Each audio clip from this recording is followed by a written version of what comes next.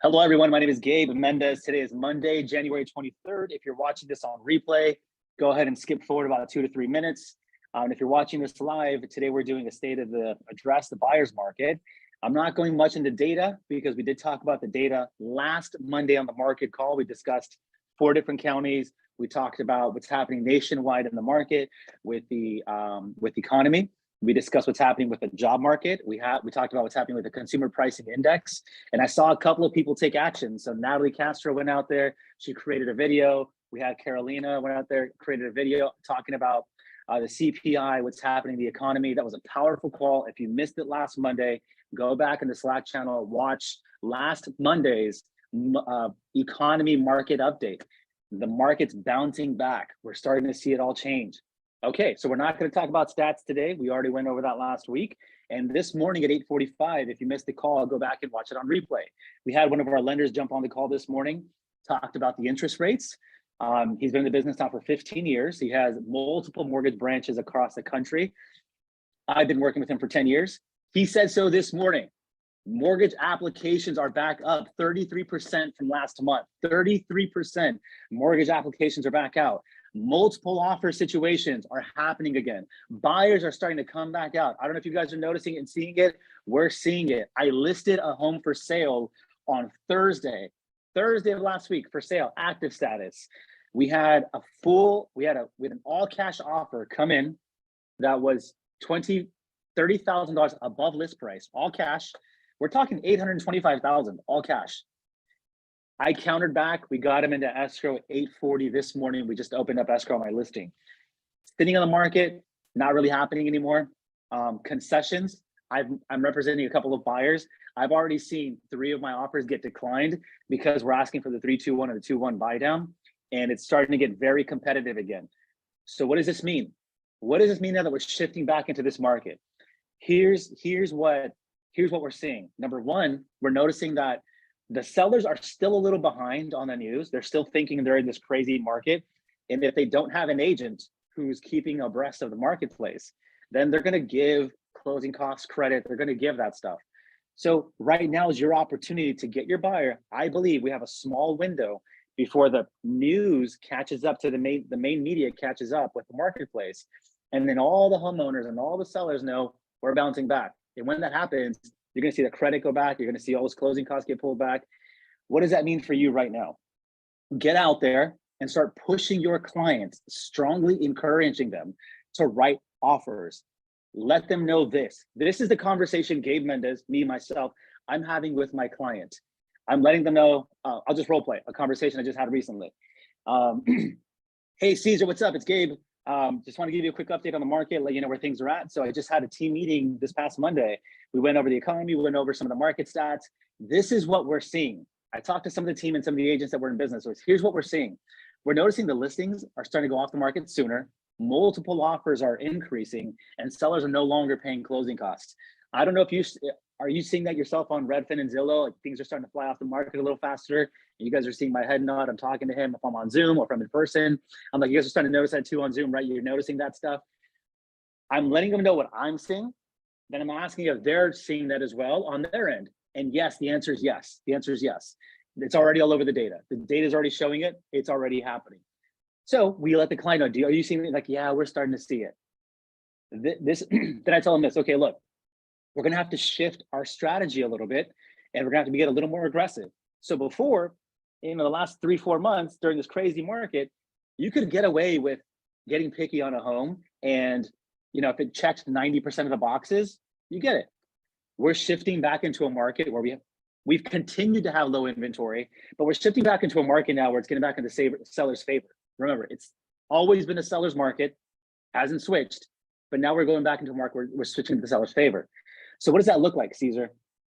Now, instead of houses that check 90% of the boxes on the list, you're going to start pulling the trigger on homes that look at 70% of the boxes on the list. So if it's here you go, ready? Write this down. If it's in the location that you want it to be in, if it has the bedrooms you want, if it has the bathrooms you want, and similar and it's close to the square footage that you want, those 4 things, the location, bedroom, bath, and the square footage. If it checks those boxes, I'm going to encourage you to write the offer. So when you're talking to your buyer, all of you, when you're talking to your clients right now, I strongly recommend as soon as we get off this phone call, while you're amped up and while you're excited and it's fresh on your head, don't do anything else. Start picking up the phone and calling them on the spot. And if you need support in having that conversation, call me. I'll listen into you when you're having the call. I can jump on a 3-way phone call with you, or call your mentor, or call your upline and say, hey, have a call with me, but call them fast and let them know, hey, and it would sound something like I just told you. Hey, Caesar, I just got off a company-wide meeting. We discussed kind of the forecast of the economy, what we're seeing in the marketplace, and I just wanted to touch base with you. How was your weekend? Good? Awesome. Well, here's a quick update. We're noticing mortgage applications are back up. Multiple offer situations are happening again. And we're starting to see the shift take over again. Now, keep in mind, Caesar, we've been in a seller's market for the last couple of years. Seller's market just means there's low inventory, high demand. That's the conversation we're having. And in the last couple of months, we could get away with checking 90, if a house checked 90% of the boxes, meaning it was almost perfect, yeah, we could be picky in that market. In this market that we're moving into, because sellers are not paying closing costs and we're seeing multiple offer situations, we're gonna have to get down to about 70% of the boxes. That's my recommendation. This is how we're gonna adjust. Then we let them know this. So with that said, Caesar, if it checks, if it's the location you want, the bedroom you want, bathroom you want, and it's similar to the square footage you're looking for, I'm going to encourage you to go ahead and write the offer. Now notice, I didn't say to the client, you're going to write that offer. I didn't say, you're going to need to write this offer. You have no choice. I said, I'm going to encourage you to do it. My language was different. You're having a sensitive conversation with the buyer. Here's the buyer's mindset. They're Theo, the news, everyone's telling them it's a great market, rates are back down. They're hearing all these victories on social media about closing costs getting paid for, and their friends are getting property. And guess what? You get to be the lucky person who gets to give them the bad news that it's shifting. So now in their head, what do they think as a consumer? As a consumer, they begin to think, oh, wait, are you just trying to pressure me to sell, to buy a house? Are you just trying to pressure me so you can make a commission, a deal? In their mind, it automatically goes to that. Therefore, you have to be cognizant, you have to be aware that your consumer is always trying to disqualify you. You're a salesperson, I'm a salesperson, and we work off 100% commission. So they're constantly trying to disqualify us, which is why our language, when we're speaking to our clients, our language needs to be a soft approach. I'm going to encourage you to go ahead and write the offer. Does that make sense? And I'm asking them a question that ends in a yes. And as I'm saying it, my head is nodding yes and no, up and down. I'm going to go ahead and encourage you to go ahead and write the offer. Does that make sense? Yeah, it kind of makes sense. But hey, Crystal, my boy just bought a house. He said he got a killer deal, 3-2-1 buy down. They paid $20,000 in closing costs. And look, it still exists out there. It does. I'm not saying it doesn't, but understand we're now starting to shift. And there's going to be times where it doesn't happen and where it does. This is one of my favorite objection handlers when someone tells me they're doing that and they're doing this over here. This is what I tell them. Elizabeth, I'm going to do my best and negotiate everything on this deal for you. I'm going to do my best and negotiate everything for you on this deal. The closing costs, the price, the warranty, the appliances, everything you're looking for. I'm going to do my best to go ahead and negotiate everything for you on this deal. However, if I feel that us being aggressive, I didn't say me, and I didn't say you, I said us being aggressive. If I feel that us being aggressive jeopardizes your opportunity at getting this offer accepted, I'm going to let you know so we can make an adjustment on the offer. Sound good? Sound good? As I'm saying this to all of you right now, do you guys hear how soft my tone is? Do you see how softly I'm approaching it? Do you see how that I'm not being ultra aggressive? This is why language is so important. I didn't say when you're being aggressive or when I'm being aggressive, because if I do that, listen to this. I want everyone to look at the screen. When I say, if you're being aggressive, look at my finger. You're being aggressive. How does that make you feel when I point my finger at you?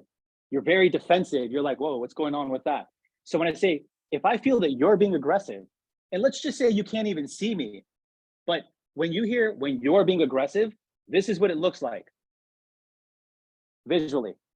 So the consumer, when you say, when you're being aggressive, automatically goes, whoa, me on the defensive. If I say, if I feel I'm being too aggressive, then now I'm the problem. and I have all the fault. But when I say, if I feel we or us are being aggressive, this is what I'm doing visually. Psychologically, this is what I'm doing. I'm doing this. Us. My arm goes around his shoulder, and now we're next to each other and we're partners in it. Language is very important. So, hey, listen, Caesar, if I feel that we're being ultra aggressive on the offer and we might jeopardize it, I'm going to make a recommendation that we should probably change it up. Does that sound fair? Does that sound good? And I'm nodding my head yes, and it's a yes answer at the very end. Have this conversation with all of your clients today. Set the expectation. In sales, you must set the expectation at every single step of the progress. The reason clients get upset at people, at agents, the reason listing agents get fired, buyers agents get fired, the reason sales agents get fired, and clients never refer deals to them is because expectations were never set and expectations were never met. Write that down. Expectations need to be set and expectations need to be met. Hey, client, this is what you can expect moving forward. And then guess what? We run into a situation where the seller doesn't want to pay closing cost. And then I have it on text message. I can now go back to my client and say, remember that conversation we had on Tuesday or on Monday? And I told you that we're gonna have to make an adjustment because we might be ultra aggressive and not get the offer. We're in one of those scenarios right now. If we go too aggressive, we might lose it. Here's a text message from the agent. Here's an email from the agent. Write those things down and have that conversation. So set the expectation. Okay, second thing that I had written down for us today. Now that we're shifting in a market, all of you to shift your message and go super buyer heavy. Super buyer heavy. Super buyer heavy. I know every coach out there is going to tell you listings control the market. I get it. I know every listing, every person to tell you out there, listings control the market. Trust me, I get it. I like listings. I'll tell you right now, I don't like listings as much as I like buyers because my buyers are majority of my listings last year and this year. I have 2 listings that I'm closing. One I close on Friday, one on Monday. Both were past clients who were buyers and both came to list. I double-ended one of them. I helped my seller buy my other seller's property. So I double-ended that one. And then I helped my other client sell that one. That's 3 deals that just came up to me and said, hey, we're ready to sell. I love buyers more than I love sellers. So what should your conversation be and what should you be doing? Number 1, all of you need to be practicing your buyer presentation right now. Buyer presentation. Number 2, your buyer in escrow presentation. So you have your buyer presentation when you're either looking to get hired or when a client does hire you. That's your buyer consultation, your presentation. That's number 1. All of you need to be mastering that right now because you will have an influx of clients coming up pretty soon. Master your buyer presentation. Number 2, master your buyer in escrow presentation. And I'm going to show you in a second what that is. Number 3, you need to master your buyer's webinar. And I'm going to show you what that is in a moment too. 3 presentations, all of you need to be mastering right now. Buyer consultation, buyer in escrow, buyer webinar. Let me show you. And as I'm transitioning screens, if you have any questions, go ahead and ask. Open mic.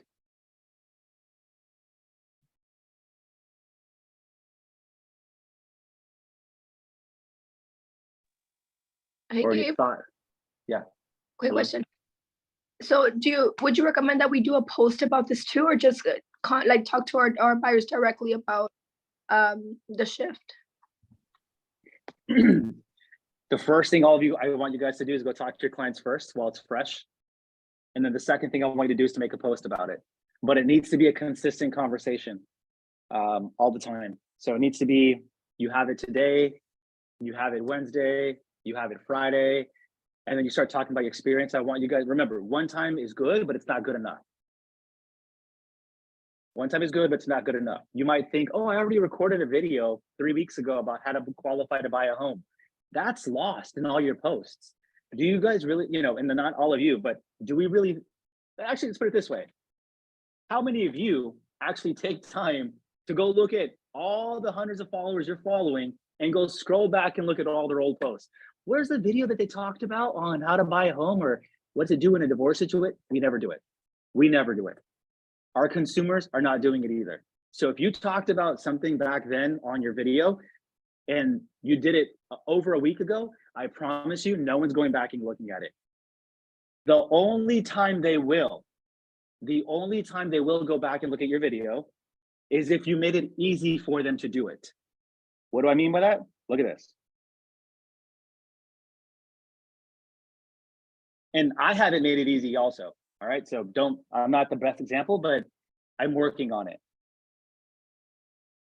Okay, if I go to your Instagram reel like this, can I quickly find out what the video is about without having to click on it? Can I quickly find out what your video is about without having to click on it?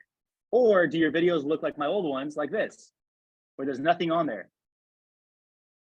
Right here. Well, look at that one, for sale tour, but there's nothing else. How am I supposed to find out how to buy a house, Gabe? How to use my VA home loan? There's nothing on here that talks about it. But if you have a cover photo, like I'm starting to do now, look at right there, bloopers, right there, bloopers. The 3-step listing process right there. I know exactly what that video is about. 3 tips on how to grow your Instagram views. If you make it easier for your consumer to find their information, they'll go back and look for it. So you all need a thumbnail for your videos. Every single video you put on a reel, you need to have a thumbnail and put how to qualify for your VA benefits, whatever it might be. That's the only time they're going to go back. Otherwise, it's make sure we're constantly repeating the information. Okay, we have 6 minutes. Good question, Crystal. Thank you for asking that. Are there any other questions that we have? Hey, Gabe. Yes, it's William. How you doing? Great view behind you. Awesome. Oh, thank you, brother. Yeah. Well, man, what's going on, buddy? All right. So quick question. Maybe this apply to all of us. So with the thumbnail, are you able to go back to your profile, to all your photos, and add a thumbnail once it's posted? Yes. Yes. Okay, perfect. So you suggest we all go back and look at what the content is about and put something very intentional to drive traffic towards those posts. A very sleek image and the caption. That's it. That's it. Sleek image, caption. Some of mine are a little too busy. And again, I'm currently going through this myself, so I can tell you from experience, some of mine are a little too busy. But yes, definitely. Go back and you guys can edit all of those and edit all of them ASAP. What's the best way to do it? You guys can go on Canva, create one. Here's one that I liked a lot. This is the app that I use more. Actually, I don't even use Canva. This is the app that I use. It's right there, Typorama. Typorama. That's the one that I use. Typorama, right there. Right Perfect. there. Thanks. You just answered my next question. Typorama. Yep, Typorama is the one that I use. And then basically you can use stock images like this, and then you can write over them and save it in any different format you want. It's very helpful. Thank you. You're welcome. Any other questions? I'm moving on to the presentations now. Keep it up, open dialogue. Can someone check the chat and let me know if there's any questions inside there? Hey, Gabe, I just want to say I used that specific thing you just shared. I've been applying it and I've noticed an increase in engagement, like big time. So I just wanted to share that, man. Thank you for sharing that. Yeah, that's been a game changer for me too, Leo. Thank you for adding that.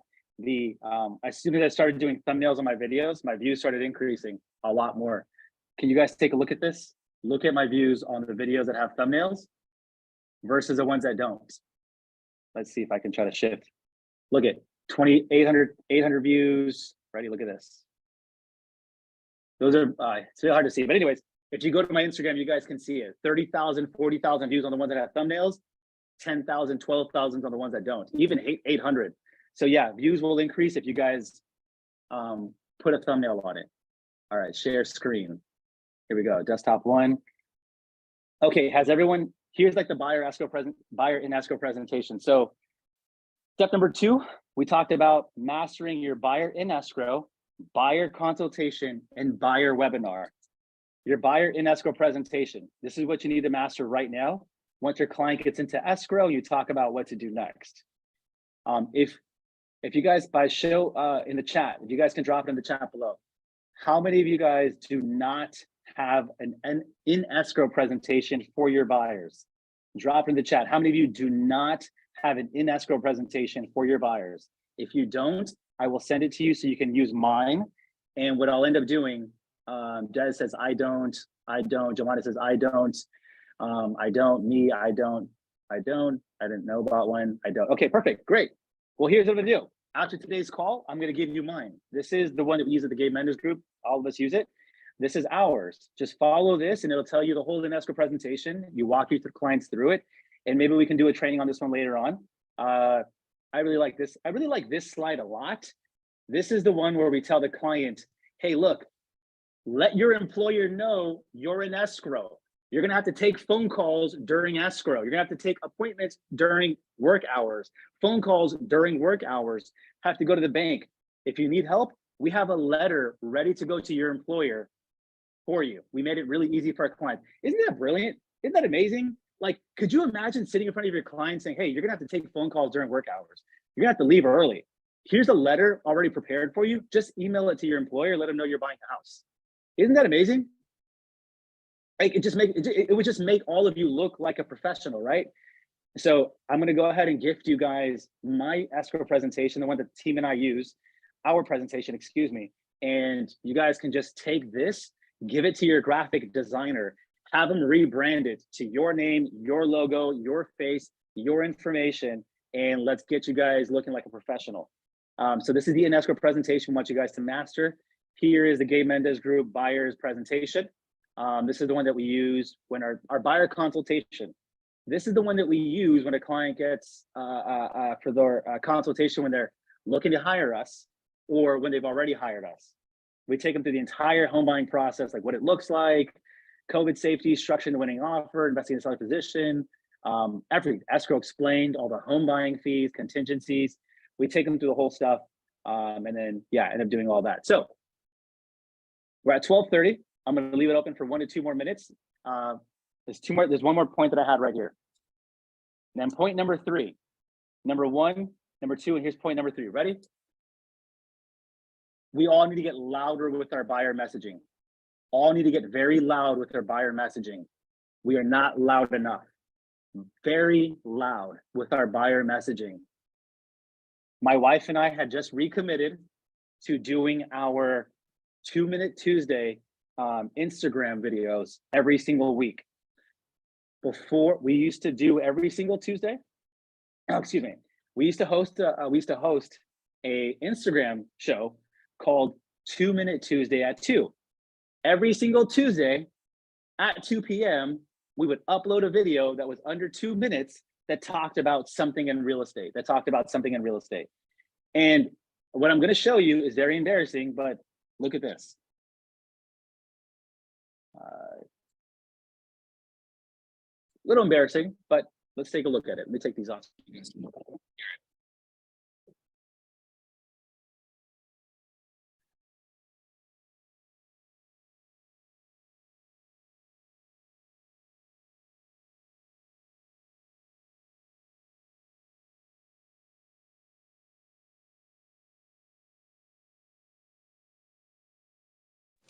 Gabe, we can't hear you. Gabe. Hey, Mr. Gabe Mendez, you're muted. Something happened. Yeah, we can't hear you. Unless this is part of the exercise. I'm like, we're supposed to guesstimate what you say. All right. Give me 1 second. Hold on. I'm trying to figure this out. All right, no worries. Working now? Yes, we can hear you now. Okay. If you guys can do me a huge favor, drop it in the chat below. How many of us, well, excuse me. I told you guys about the video. I'm going to show you these videos that my wife and I did. We're recommitting all over again and doing it again. But if you guys can do me a favor, drop it in the chat. How many of us are hesitant about being on camera because of how we look and how we sound? Maybe sometimes we're hesitant because of, we don't have the right clothes. Maybe the lighting's not right. Maybe we overslept and we have bags on our eyes. Let's be honest. Can you guys drop in the chat? How many of us allow these roadblocks to get in our way and we don't make these videos because of those things? All these excuses, right? They come up. Gabe, I don't like the way I sound on camera. I don't like the way I look on camera. I don't even know what to say sometimes. And I ums and ahs. Be real. Come on, guys. Let's be transparent. Go ahead. Blow the chat. She says, yes, that's me. It's me for sure. Me, Joanna says, yes. My wife tells me I'm on camera too much. Crystal says, myself, me for sure. Not those reasons. For those reasons. Okay.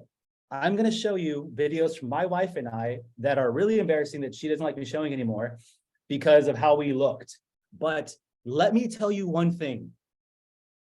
regardless of how we looked, regardless of how we felt, we showed up every single Tuesday and we uploaded videos, educational videos, before educational videos were a thing and even popular to do. This is one of the biggest reasons we had massive success in 2017, 2018, 2019, 2020. This is one of the biggest reasons we had success, and it's for this right here. So I'm going to show all this to you because I want you guys to feel encouraged that don't worry about how you look. Can you guys see this? You guys see this? Yes. Okay. Yes. Yes. Okay. So this is us looking extremely busted and broke and nasty and wild. Look at this. Look at this video. I literally just got out of the shower, slammed some gel in my hair. My wife like did her face like in 2 minutes. Like it's, let's see if I can't even hear the audio on it, but I'm going to just, you guys can try to look at it later if it's not working. Don't know what's happening with it. So, but you can see a prime example of what it looks like. Look at us. And the videos that we were doing on different topics. It's weird that it's not working. It's not loading. But you can see all the videos. Even if we were finishing at an appointment, showing a house, whatever it was, we were committed to doing the videos. Average, 50% average, 75% Yes. loan to value Also on the use state. 1 month. Can you guys hear that? So this is You guys hear the humongous video? for all of you people who are Yeah. A little bit, yeah. Kind of doubled. tough time getting qualified for a home loan. So we're talking about different loan programs, what they can do. Look, it's not Good God bless. Good morning, everyone. My name is Gabe Mendez. And I'm Sharon. very cheap. And welcome back to 2 minutes. Filmed on a cell phone, very cheap, very cheap. These videos though, got us tons of business. So what does your credit score need to be to buy a house? It can range anywhere from the 800s, 700s, 600s, even 500. Yes, but why so many different variations of credit scores? That's because every lender has different guidelines. Yeah, Okay. Do you guys see? We weren't dressed up. I literally threw on a trench coat over a white tee. I threw a trench coat over a white tee to try to make it look nice. It was filmed on a camera. The audio was bad, but those videos made us such a hit. And those videos that I'm showing you, these were filmed 2018, 2019. And it still works to this day. And you guys see everyone making that happen. So I want to encourage all of you right now. Step number three, get loud on social, get loud on your emails, get loud in front of the consumer. We are shifting into a buyer heavy market. And there's going to be transactions taking place. People are going to sell and people are going to buy. The goal is for you to get in front of that well and grab as much of that business as you can. I want you guys creating videos I want you creating educational videos. Take these are the last couple things that I'm going to wrap up. I'm so sorry about being over time. I don't like going over, but here we go. Ready? I want you guys creating educational videos, buyer educational videos. And here are the topics that you're going to buy, that you're going to discuss. Number one, write it down. Here we go. Ready? Number one, how to qualify for a home loan. Number two, how to qualify for a home purchase if you're an independent contractor or business owner. Number three, how to improve your credit score.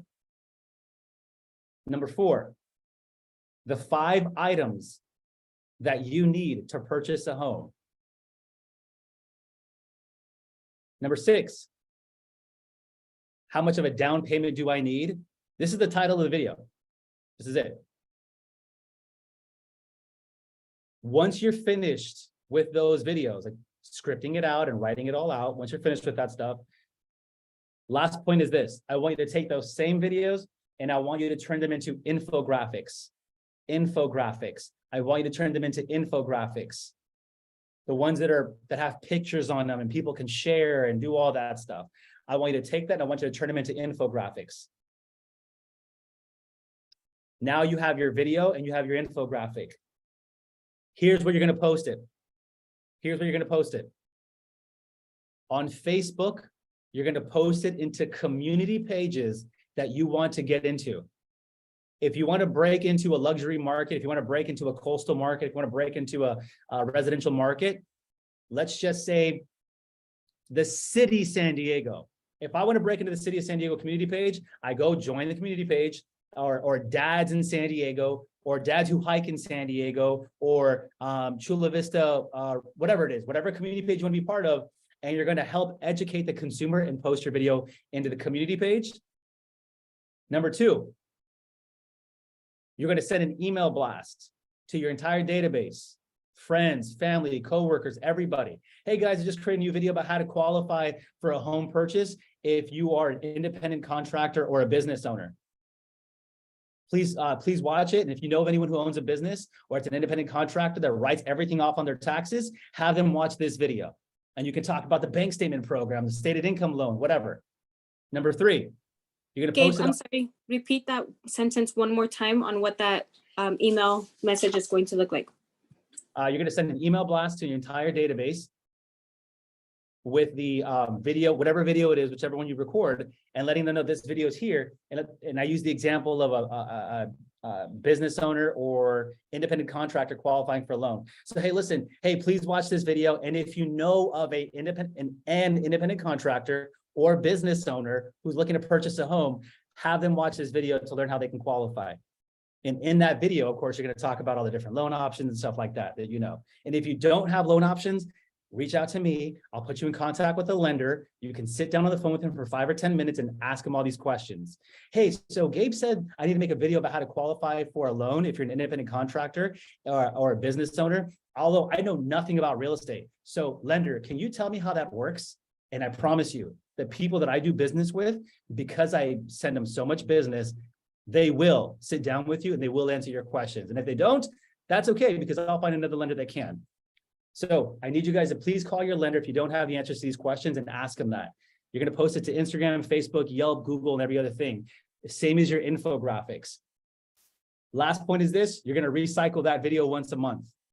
Recycle that video once a month. Every month. Recycle it, repost it. So you should be posting at least, now, after those 6 video ideas that I just gave you, if you run out of ideas after that, I want you to go and look at frequently asked questions that your clients have always asked you. What questions do your clients always ask you? I want you to turn that question into a video and answer it. But with those 6 videos, you should be able to drop 1 to 2 every single week. And you should be having this content recycle every single month. Listen, I don't care about how pretty your feed looks.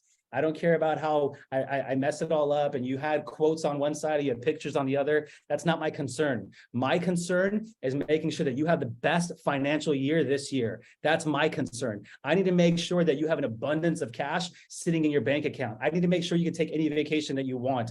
I need to make sure that you can take care of your kids, your mom, your dad, and pay for all your bills. That's my concern. And the way that we're going to do that is by recording these videos, servicing our clients, servicing our community, and doing it together as a team. Okay, let's go, man. Man, I'm getting amped up right now. Woo! How you guys feeling, man? You guys ready? Wow, I don't know, man. That was, woo! Drop in the chat. How you guys Come feeling? on now. Come on, somebody. Let's go. Let's All go. Okay, guys. Let me see. If you guys have any questions, send me a direct message, send me a text message, send me a DM or whatever that is. We'll chat about it later. I want to respect and honor everyone's time. With that said, everyone grab your phone, take a picture. Everyone grab your phone. Everyone grab your phone. Hurry up. Everyone grab your phone. Grab your phone. Let's go. Let's go. Let's go. Everyone smile. Everyone look at the camera. Stephanie, look at the camera. Here we go, everyone. William, everyone's camera's on. Ready, you guys? Hold on. Oh, wait. Let me got the glare. Hold up. Hey, while you do that, make sure you guys push the Content Creator Mastermind, guys. Tomorrow's training with Gabe is going to be powerful. I just dropped it in the chat. Let's go. All right, team, everyone get ready to take a picture. Here we go. Ready, set, and say cheese, say cheese, say cheese. There we go. It's a video. It's a video. I'm just joking. All right, guys, post this video. Make sure you guys take a picture. Tag us all on Instagram. Let's show everyone what we're talking about. Let's encourage everyone to be part of what we got going on here. I pray all of you guys have a healthy, happy, productive week. I'll see you on the next call. Let's go. Peace. Thank you.